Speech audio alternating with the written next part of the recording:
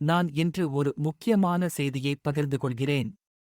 ஹத்ரத் Abu Zayed ரலியல்லாஹு அன்ஹு அறிவிக்கிறார்கள், நபி ஸல்லல்லாஹு அலைஹி வஸல்லம் கூறியதாவது, ஒரு மனிதன் எனது ஞாபகத்தைச் செய்யவும் என்னிடம் மன்றாடவும் நேரம் இல்லாமல் திருக்குரான் பாராயணத்தில் அல்லது அதை பயில்வதில் முழுமையாக ஈடுபட்டிருந்தால், நான் அவருக்கு என்னிடம் வேண்டிக் கொண்ட அனைவரையும் விட அதிகமாக வழங்குவேன். இதன் மூலம் குரானை மனனம் செய்வது, கற்றல் மற்றும் புரிந்து கொள்ளுதல் என்பது எவ்வளவு முக்கியம் என்பதை நாம் உணர வேண்டும்.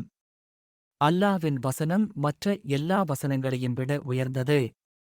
குரானை படிக்கும்போது நாம் அல்லாஹ்வின் நெருக்கத்தில் இருக்கிறோம். இது போன்ற நேரங்களில் நாம் மற்றவர்களுக்கு உதவுவதற்காக எதையும் செய்ய முடியாவிட்டால் நமக்கு தனியாக ஓர் பங்கு ஒதுக்கப்படும். அல்லாஹ் நமக்கு அளிக்கும் வெகுமதி நமது முயற்சிகளைப் பொறுத்தது.